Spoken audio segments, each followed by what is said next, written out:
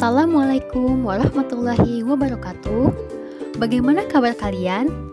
Semoga tetap semangat ya, karena hari ini kita akan belajar bersama tentang usaha dan pesawat sederhana.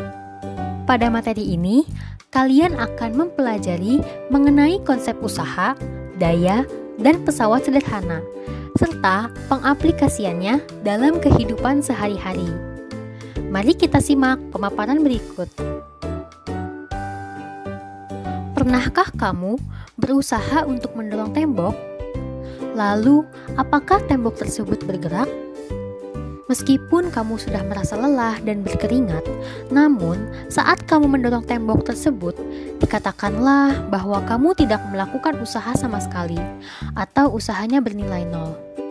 Mengapa demikian? Karena sekuat apapun kamu memberikan gaya untuk menggerakkan tembok, tembok tersebut tetaplah diam pada tempatnya. Lalu, ketika kamu sedang berbelanja, kamu memberikan sedikit gaya tanpa perlu berkeringat untuk mendorong troli. Dan troli itu pun bergerak. Maka, hal yang kamu lakukan dapat disebut dengan usaha.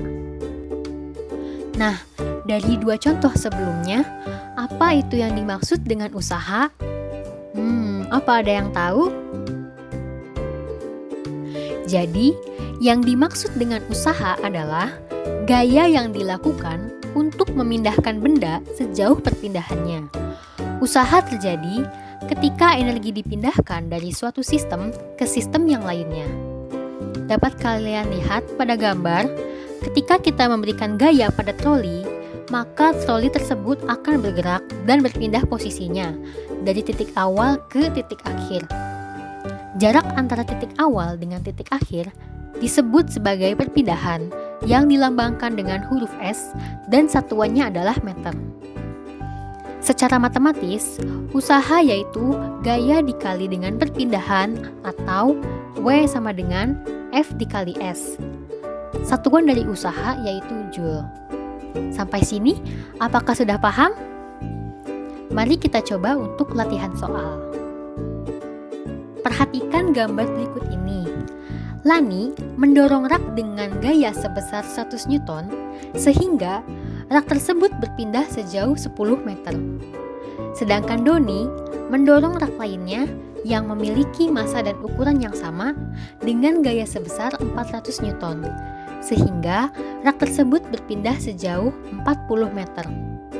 Pertanyaannya, berapakah besar usaha yang dilakukan oleh Lani dan Doni? Mari kita bahas bersama-sama. Untuk pertanyaan ini, kita akan menggunakan rumus usaha sama dengan gaya dikalikan dengan perpindahan, atau W sama dengan F dikali dengan S. Lalu, masing-masing komponen yang telah diketahui dimasukkan ke dalam rumus.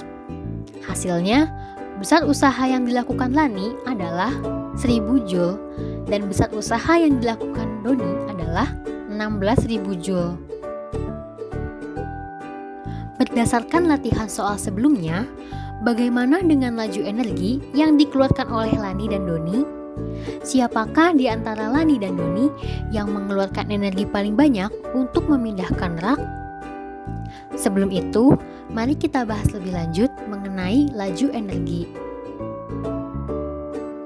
Sebelumnya, apa itu laju energi? Laju energi atau biasa disebut dengan daya adalah besar energi yang dipergunakan dalam setiap detik, sehingga dapat ditentukan dengan cara membagi besar usaha dengan selang waktunya, atau secara matematis yaitu P sama dengan W dibagi dengan T. Daya memiliki satuan watt dan waktu memiliki satuan second. Untuk lebih jelasnya, mari kita simak pertanyaan berikut ini. Lani memindahkan rak dengan usaha sebesar 1000 Joule dalam waktu 10 second. Sedangkan Doni memindahkan rak tersebut dengan usaha sebesar 16.000 Joule dalam waktu 40 second. Pertanyaannya, berapakah daya yang dikeluarkan Lani dan Doni untuk memindahkan rak? Sama seperti pembahasan sebelumnya, Komponen yang telah diketahui dimasukkan ke dalam rumus, yaitu daya sama dengan usaha dibagi waktu. Hasil yang didapat yaitu daya yang dikeluarkan oleh Lani sebesar 100 watt, sedangkan daya yang dikeluarkan oleh Doni sebesar 400 watt. Nah, setelah pemaparan sebelumnya, kita jadi mengetahui bahwa dalam melakukan aktivitas sehari-hari, kita membutuhkan gaya, usaha, dan daya. Selain itu, dalam aktivitas sehari-hari pula, kita selalu berupaya agar dapat melakukan usaha dengan mudah. Oleh karena itu, kita menggunakan alat bantu atau biasa disebut dengan pesawat sederhana untuk membantu melakukan aktivitas sehari-hari. Lalu, apa itu pesawat sederhana? Seperti yang telah dijelaskan sebelumnya, pesawat sederhana adalah peralatan yang dibuat untuk memudahkan aktivitas atau pekerjaan manusia. Dalam kehidupan sehari-hari, kita sering menemui pesawat sederhana. Macam-macam pesawat sederhana yang sering kita jumpai di kegiatan sehari-hari, yang pertama yaitu katrol, roda berporos, bidang miring, dan pengungkit. Pesawat sederhana yang pertama yaitu katrol.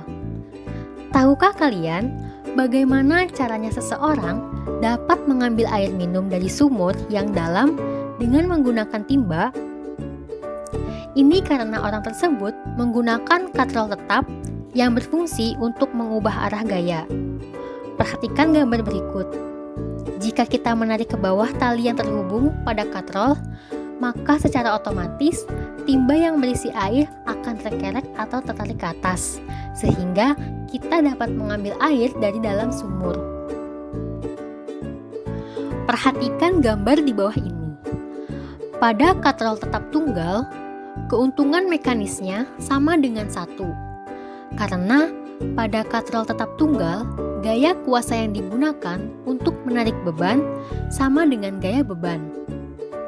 Berbeda dengan katrol tetap, kedudukan katrol bebas berubah dan tidak dipasang di tempat tertentu. Pada katrol bebas berfungsi untuk melipat gandakan gaya, sehingga gaya pada kuasa yang diberikan untuk mengangkat benda menjadi lebih kecil daripada gaya beban. Pada katrol bebas, keuntungan mekanisnya lebih besar dari 1. Artinya, dengan gaya kuasa 1 Newton, kita dapat mengangkat beban sebesar 2 Newton. Katrol bebas biasanya digunakan di pelabuhan untuk mengangkat peti kemas. Agar gaya kuasa yang diberikan pada benda semakin kecil, maka diperlukan katrol majemuk. Katrol majemuk merupakan gabungan dari katrol tetap dan katrol bebas yang dirangkai menjadi satu sistem terpadu. Fungsi dari katrol majemuk yaitu untuk mengangkat benda berat. Keuntungan mekanis dari katrol majemuk sama dengan jumlah tali yang menyokong berat beban. Perhatikan gambar di samping. Pada gambar di samping, gaya kuasa pada katrol majemuk tersebut adalah 4, karena jumlah tali yang mengangkat beban ada 4. Ini terkecuali tali kuasa. Lalu, apakah kamu suka bersepeda? Pada roda gigi dan ban sepeda adalah salah satu contoh pesawat sederhana, yaitu roda berporos. Roda gigi berfungsi sebagai pusat pengatur gerak roda sepeda yang terhubung langsung pada roda sepeda. Sedangkan roda sepeda menerapkan prinsip roda berporos untuk mempercepat gaya saat melakukan perjalanan. Pesawat sederhana selanjutnya yaitu bidang miring. Bidang miring adalah bidang datar yang diletakkan miring atau membentuk sudut tertentu untuk memperkecil gaya kuasa. Contohnya tangga, skrup, dan pisau. Untuk mencari keuntungan mekanis dari bidang miring, maka perlu membagi gaya beban dengan gaya kuasa, atau sama dengan membagi panjang bidang miring dengan tinggi dari bidang miring. Pesawat sederhana yang terakhir yaitu pengungkit.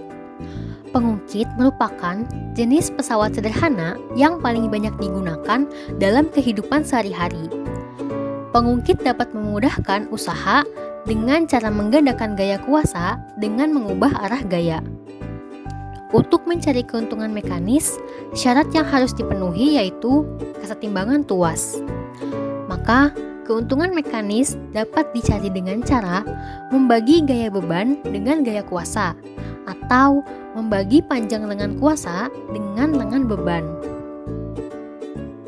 Berdasarkan letak titik tumpu, lengan kuasa, dan lengan beban, pengungkit dibagi menjadi 3 kategori. Pada kategori pertama, titik tumpu berada di antara lengan kuasa dan lengan beban. Contoh pengungkit kategori 1 adalah gunting dan tang. Lain halnya dengan kategori 2 dan 3, titik tumpu berada di ujung. Yang membedakannya yaitu letak dari lengan kuasa dan lengan beban. Pada kategori 2, lengan beban berada di antara titik tumpu dengan lengan kuasa. Contohnya pembuka botol, juga stapler. Sedangkan pada kategori ketiga, lengan kuasa berada di antara titik tumpu dengan lengan beban. Contoh dari kategori ketiga yaitu gunting dengan titik tumpu di ujung dan pinset. Nah, sekian pemaparan materi usaha dan pesawat sederhana. Semoga apa yang sudah kita pelajari dari video ini akan bermanfaat dan menambah pengetahuan kalian. Terima kasih. Wassalamualaikum warahmatullahi wabarakatuh.